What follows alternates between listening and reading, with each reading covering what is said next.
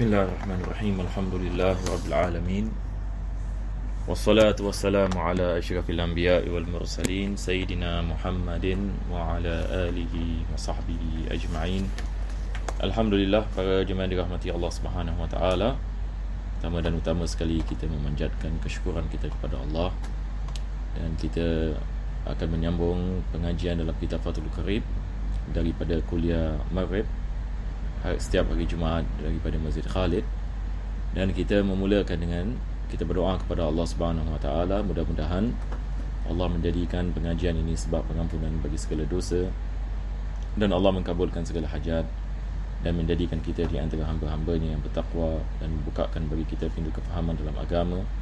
Dan juga kita berdoa mudah-mudahan Allah selesaikan masalah kita dan menjauhkan diri kita daripada segala jenis musibah dan kesusahan di dunia dan akhirat. Amin ya rabbal alamin. Jadi hari ini insya-Allah kita akan masuk kepada pengajian yang baru. Sebab pengajian kita yang lepas, iaitu 2 minggu lepas, kita 2 minggu tidak ada kelas. 2 minggu lepas kita sedang membicarakan berkenaan dengan hukum ahkam yakni perompak. Apabila seseorang itu melakukan rompakan, ini kita panggil qati' tariq. Kalau dalam bahasa Arab ini dia adalah perompak-perompak yang berada di jalanan-jalanan, yang merompak kafilah-kafilah ataupun musafir-musafir yang sedang berpergian. Kalau dalam bahasa Inggeris kita memanggilnya highway robbers. Jadi hukumannya berbeza sedikit dengan hukuman mencuri. Sebab mencuri ini dia mencuri dengan senyap, tetapi merompak ini dia merompak dengan terang-terangan. Jadi kita ada hukum yang khusus seperti mana firman Allah Subhanahu wa taala dalam Al-Quranul Karim yang berkenaan dengan perkara tersebut. Jadi kita telah habis membicarakannya. Kita boleh lihat ini kepada video recording kita yang lepas, dan kita telah habis membicarakan bab yang ini tersebut. Akhir sekali kita membicarakan berkenaan dengan kalau mereka taubat. Kalau mereka taubat ini bagaimana? Maka kalau sekiranya mereka taubat, maka mereka selamat. Kalau sebelum ditangkap, kalau mereka bertaubat ini sebelum ditangkap. Melainkan kalau ada qisas ataupun mereka ada mencuri harta orang lain, maka dikenakan hukuman ke atas mereka, sebab ia bersangkut paut dengan manusia. Tetapi hukuman qati' tariq ini diangkat ke atas mereka apabila mereka bertaubat kepada Allah. Ini yang akhir sekali kita membicarakan.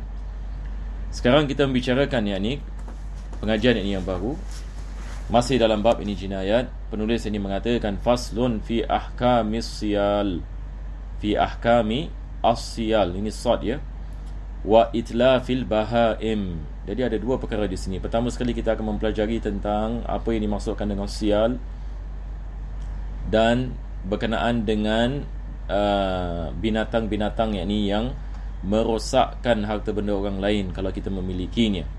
Bagaimana kita nak membicarakan ganti rugi bagi perkara tersebut. Maka pertama sekali penulis ini memulakan dengan apa yang dimaksudkan dengan ahkamus siyal.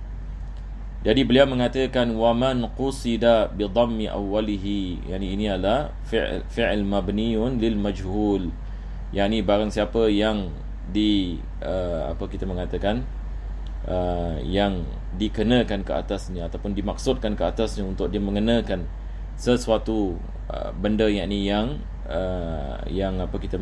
menyakitinya, bi adan fi nafsihi aw malihi aw harimihi. Maksudnya di sini adalah satu orang misalan dia datang kepada seseorang dan dia nak membunuhnya ataupun nak memukulnya, ataupun dia nak mencuri duitnya ataupun merompaknya, ataupun dia nak mengganggu isterinya ataupun anak perempuannya ataupun ahli keluarganya.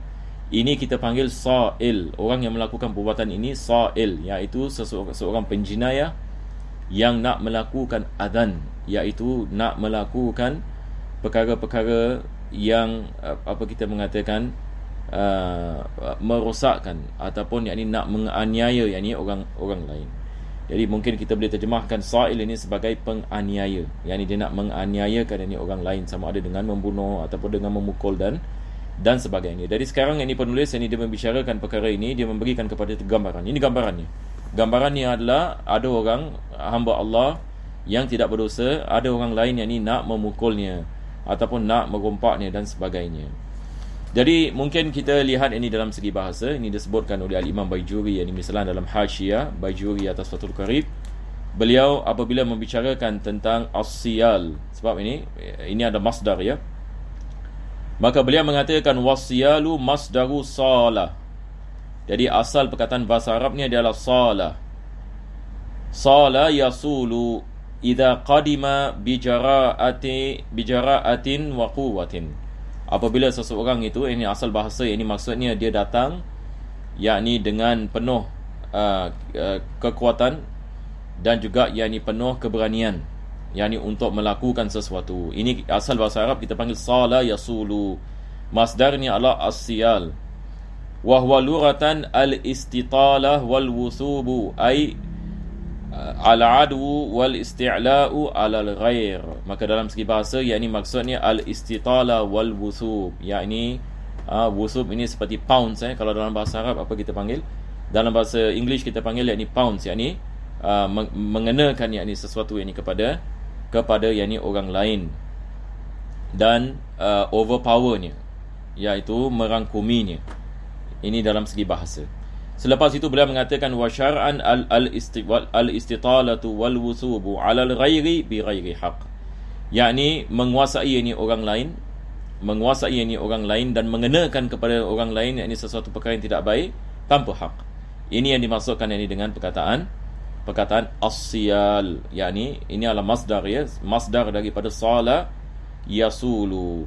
Jadi seperti mana kita mengatakan bab ini adalah berkenaan dengan seorang yang nak mengenakan sesuatu ini kepada orang lain yang tidak baik. Jadi kita akan membicarakan tentang hukum ahkam tentang perbuatan seperti ini.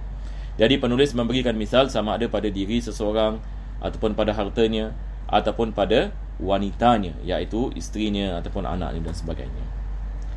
Selepas itu beliau mengatakan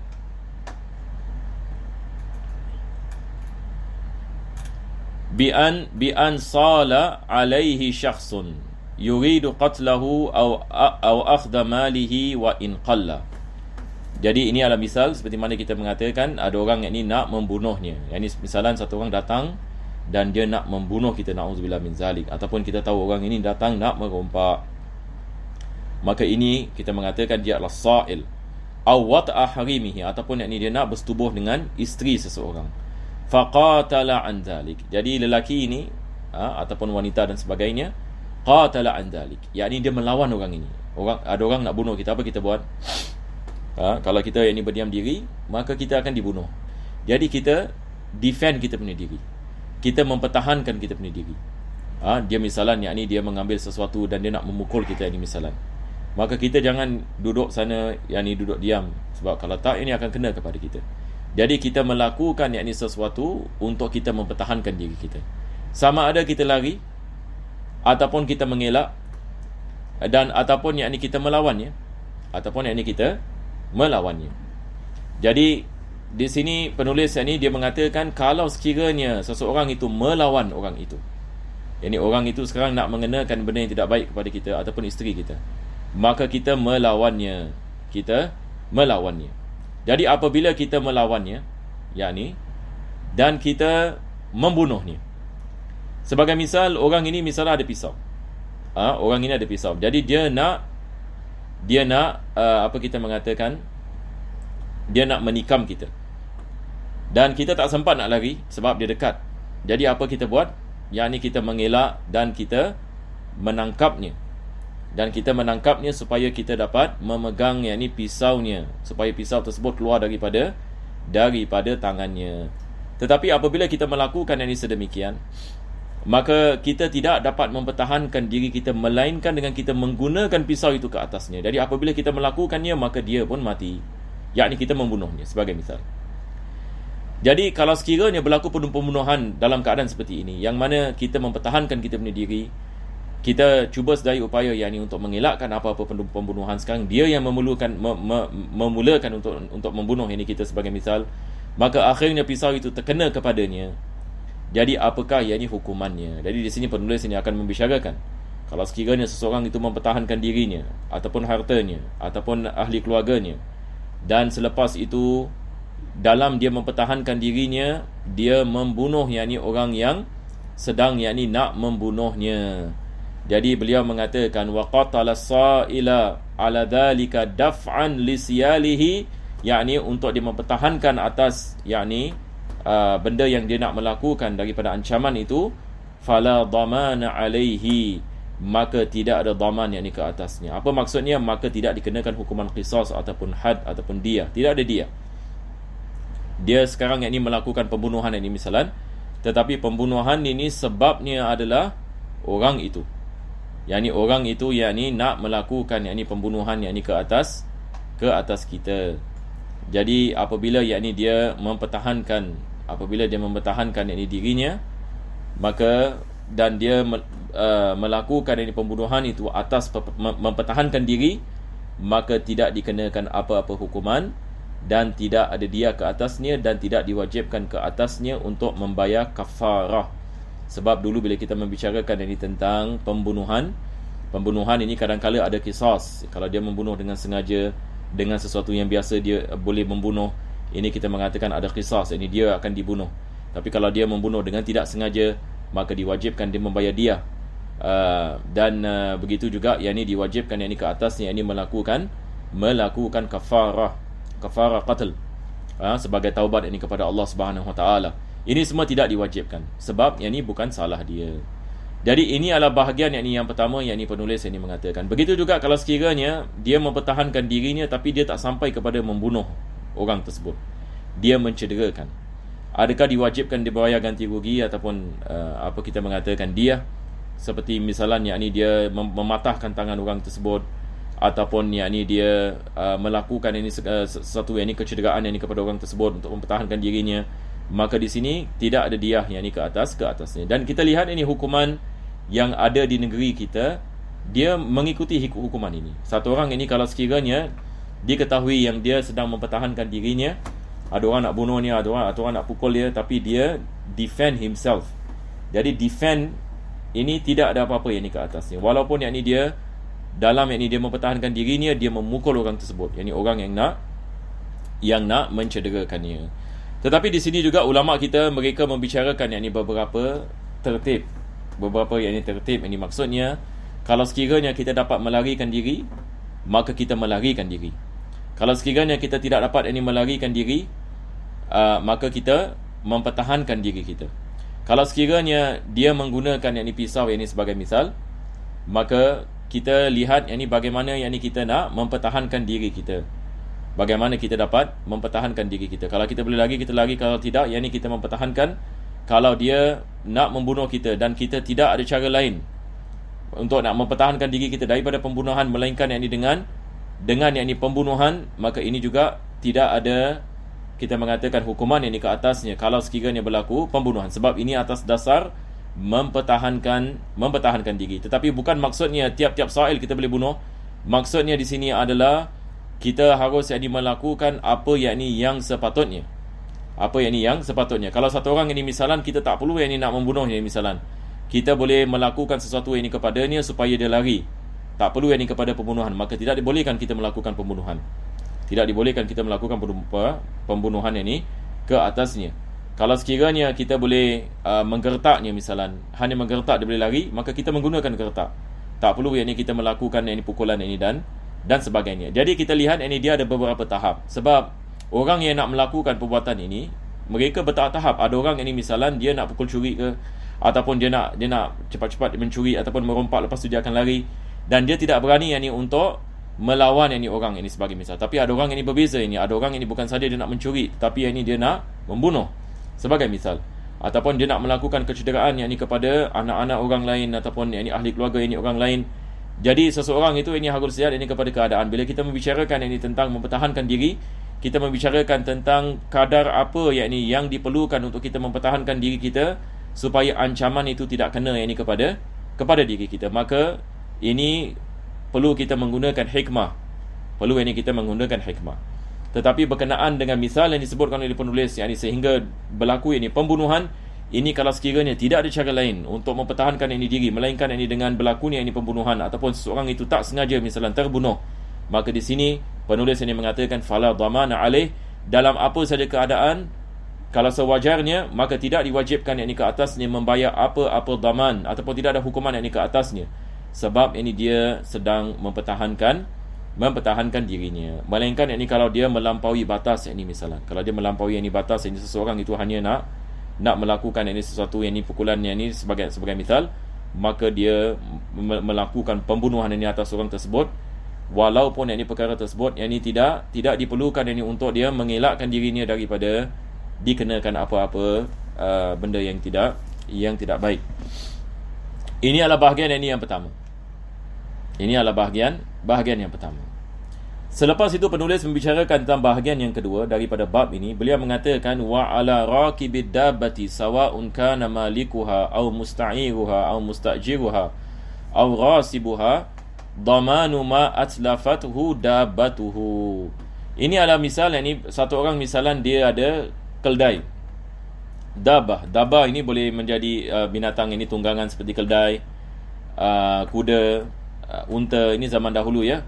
Zaman sekarang ini kita membicarakan tentang kereta, tentang basikal dan sebagainya. Sekarang ini misalan satu orang ini dia naik keldai. Misal kita menggunakan ini misal penulis dulu. Dia naik ini keldai, dan selepas itu dia apabila dia menunggang ini keldai, dia menunggang ini keldainya atas tanaman-tanaman, sehingga kan keldainya memijak tanaman-tanaman menyebabkan banyak tanaman mati.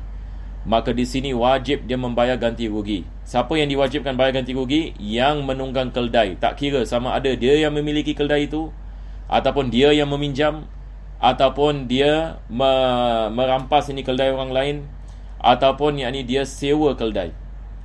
Tetapi yang penting adalah dia menunggangnya, sebab binatang ini dia mengikuti orang yang menunggangnya.